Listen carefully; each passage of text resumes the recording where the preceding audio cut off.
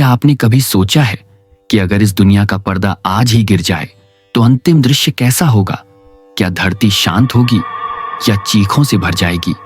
क्या अंधकार सब कुछ निगल लेगा या कोई अदृश्य शक्ति मानवता को फिर से उठाएगी?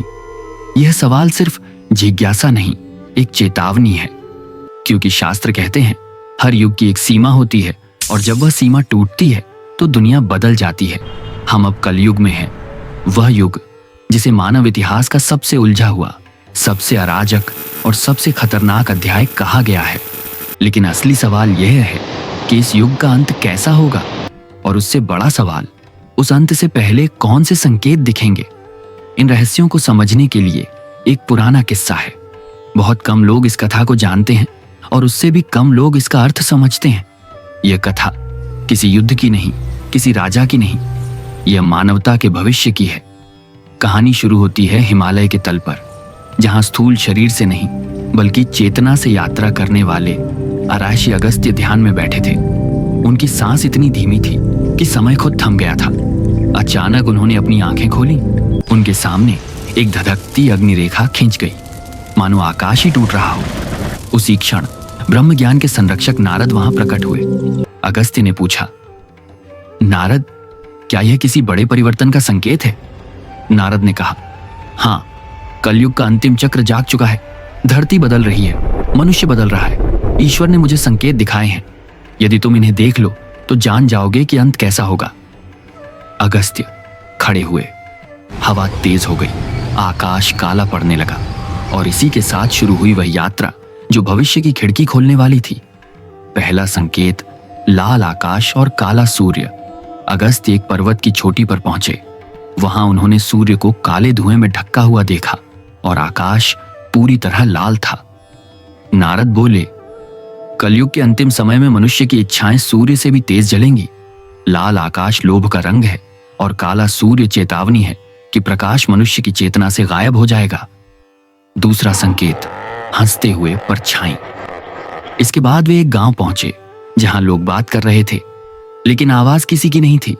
बोलते लोग और आवाज उनकी परछाइयों की, हंसते लोग और चेहरे पर कोई भाव नहीं।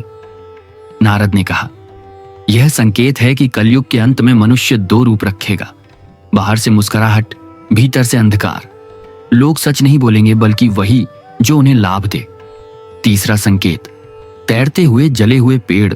एक नदी किनारे तैरती राख और आधे जले पेड़ दिखाई दिए, लेकिन नदी का पानी छूते ही वे फिर हरे हो जाते और अगले ही क्षण दोबारा जल उठते। अगस्त्य चकित थे। नारद बोले, यह प्रकृति का संकेत है। मनुष्य प्रकृति को जितना मारेगा, प्रकृति उतनी ही बार उठेगी, लेकिन अंत में प्रलय से पहले वह अपनी आखिरी सांस लेगी। चौथा संकेत, बिना आवाज के युद्ध। अगस्त्य ने आगे एक मैदान देखा जहां हजारों लोग एक दूसरे से लड़ रहे थे, लेकिन अजीब बात यह थी कि कोई भी हथियार एक दूसरे को छू नहीं रहे थे। सब अपना ही प्रतिबिंब काट रहे थे। नारद बोले, अंत समय में मनुष्य किसी और से नहीं, अपने आप से लड़ता रहेगा। उसकी लड़ाई बाहरी दुश्मनों से नहीं, उसके ही अहंकार से होगी। पांचवां संकेत, उल्टी दिशा में बहता समुद्र। अंत में वे समुद्र किनारे पहुंचे। लहरें किनारे की ओर नहीं, किनारे से समुद्र की ओर जा रही थी, मानो धरती अपनी शक्ति वापस दे रही हो।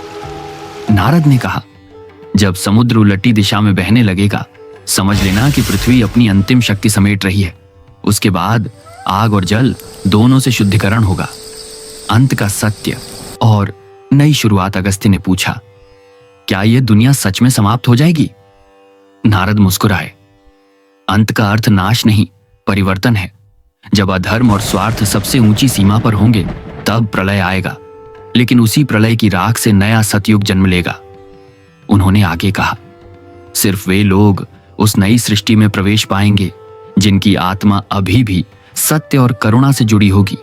बाकी सब अपने कर्मों की ज्वाला में जल जाएंगे। अंतिम संदेश, यह कथा सिर्फ भविष्यवाणी नहीं, एक दर्पण है जिसमें हम देखें कि हम किस दिशा में जा रहे हैं, क्योंकि कलयुग का अंत किसी एक दिन नहीं आता, वह हर उस क्षण आता है जब मनुष्य अपने भीतर के प्रकाश को छोड़कर अंधकार चुनता है।